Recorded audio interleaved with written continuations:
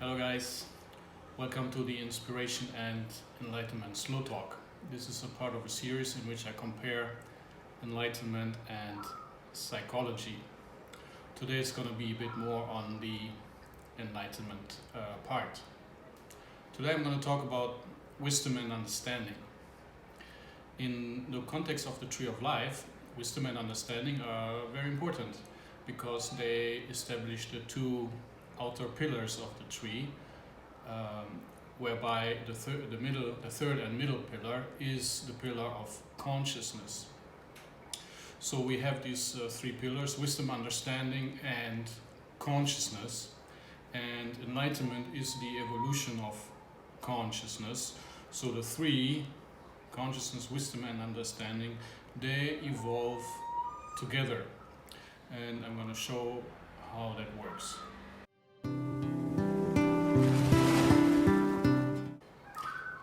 Wisdom is truth or knowledge, and understanding is context.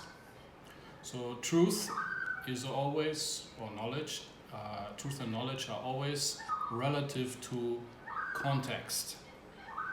So the context we currently live in is the planetary context. That's physics, geography, who provide the basic planetary environment, and then biology or nature, society, the group of people, as well as psychology, what's going on in our own mind. It is easy to mix up contexts. For example, when there's bad weather, we always hear that nature is angry or nature is destructive. But that's a wrong perspective. Weather is not nature or biology, and nature established itself on or in spite of planetary conditions.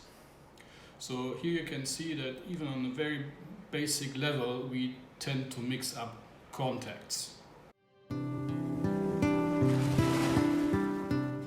I said just now that different contexts have different truth. That is true for if we stay on the same level, for example, planetary experiences. So different context is Christianity, is Islam, Judaism, and Hinduism. Or the different context between religion and science. And so if we want to talk to another person, we need to keep in mind that both of us, we talk out of different contexts. And we have a different set of truths we refer to. And my truth is valid in my context, your truth is valid in your context. And if we happen to agree on a truth, then this is rather a matter of coincidence. So let me bring up this picture. As you can see, there are two contexts, your and mine, and these contexts overlap, and in where they overlap, we agree on the truth. But we did not make them overlap, we did not communicate, they just overlap by chance. So I can only understand you if I enter your context, and you can only understand me if you enter my context. A scientist can only understand a priest's context if he enters the context of religion. And a priest can only understand the context of a scientist if he enters the context of science, which both don't like to do. So you can see from this perspective that discussions and argues are utterly futile. And what will happen is that both parties will simply end up defending their context instead of communicating context and truth. Arguments never go anywhere. So here's a little test. What happens if we look at one and the same truth from two different contexts? Let me give you the image. So here it is. We have two contexts and both look at the same truth. Of course, they look at the truth differently. What do we get? Maybe you want to pause the video and think about it 1 or 2 minutes.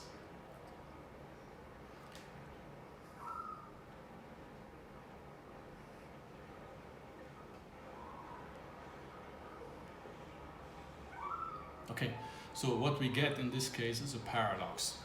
Yeah, and there's a very simple example. The example is evil is a paradox, because from our perspective of planetary life and all the adversity that comes with it, we think there is evil, or we think we experience evil. But from God's perspective, there cannot be something like evil, because God does everything, and God does not do evil.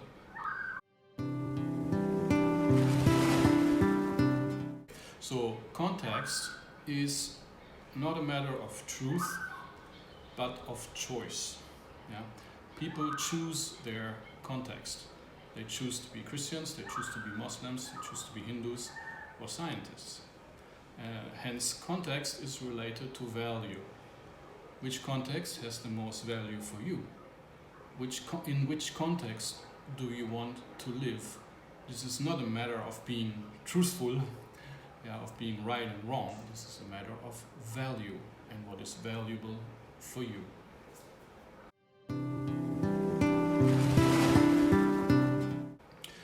So there are also wider contexts than planetary experiences.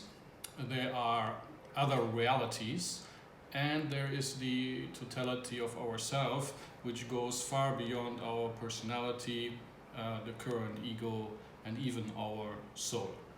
A wider context means that there are other truths and that there is other knowledge out there.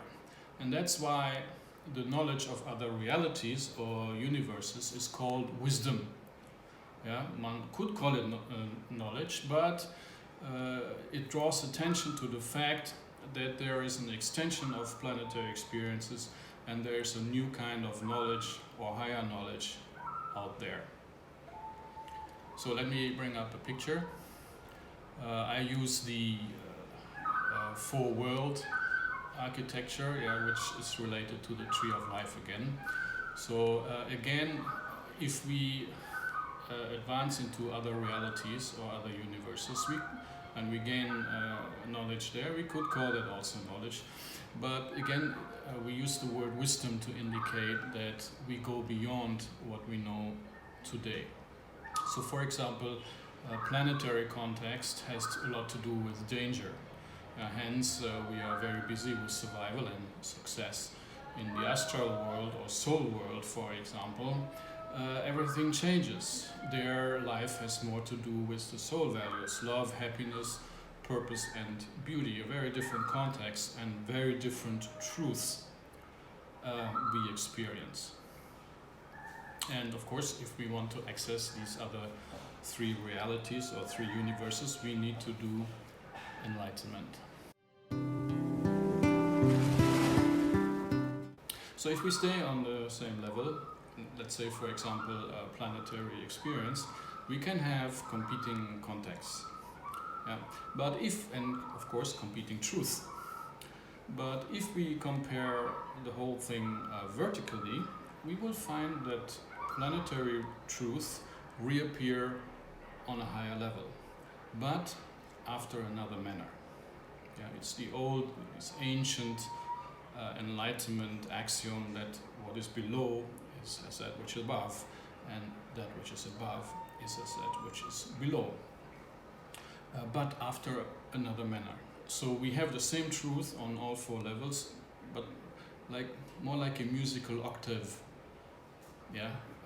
It's like they harmonize, or the truth are on a higher level, but they are actually of the same vibration. So for example, on planet Earth, we can experience the solidarity among with other people, a family, friends, being in a club, or being part of a nation. In the astral universe or soul world, we can experience the community of souls, which is much stronger and much higher level, much intenser level, because their love is always involved. Then in the next higher universe, we experience the unity of mankind and realize that we are actually one and the same being. And on the highest universe, we even realize that this one human being is actually the cosmic self, which created the universes. So, and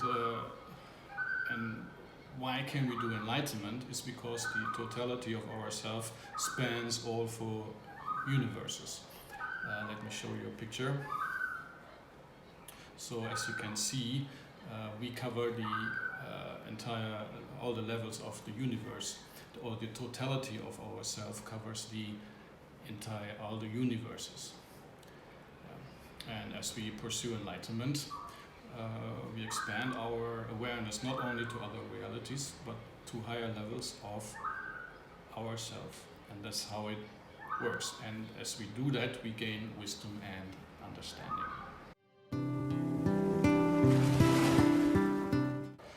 So as we expand our consciousness to other realities, higher realities, as well as the totality of ourself, we gain access to the same truth, but working on a higher level. And the more we ascend, the more principled truths become. So for example, on the planetary level, social rules there are very many social rules, and they are kind of blur. Yeah. So for example, we know we shouldn't steal, we shouldn't kill, but we shouldn't lie. But sometimes we have to kill in order to survive. So there are many gray zones which we have to navigate. But when we go to the higher levels, we learn these universal principles. For example, that we shouldn't do to others what we don't want them to do to us, or we should love everything and everybody and every situation unconditionally. So, and that clarifies these gray zones. And when we bring these principles down, that we realize during meditation or enlightenment, we grasp these principles and we bring it down into planetary experiences. This clarifies everything. Yeah, and life becomes fairly simple. And this has been done since thousands of years. Souls, enlightened souls who have gone before us, they have found these principles and they have communicated them. And this advanced human civilization.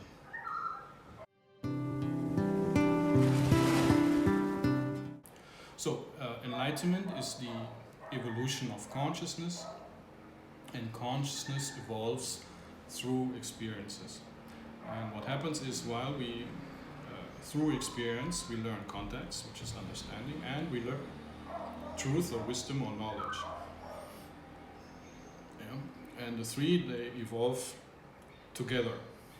We gain a bit of wisdom, which enhances our consciousness, and enhanced consciousness gives greater understanding. Greater understanding gives us new truth, like that. So it's like a benevolent circle, that evolves our consciousness. And the good thing is that the soul can remember wisdom and understanding. So what it does is it distills wisdom and understanding from life experiences and remembers them. So and takes it into the in-between life. And next time when it incarnates, it doesn't need to learn its wisdom and understanding anew. It simply can download them, basically, and that's how old souls happen. Thank you for watching this episode of the Inspiration and Enlightenment Slow Talk. Please help spreading the light with a like and a share, and don't forget to subscribe. Love and light.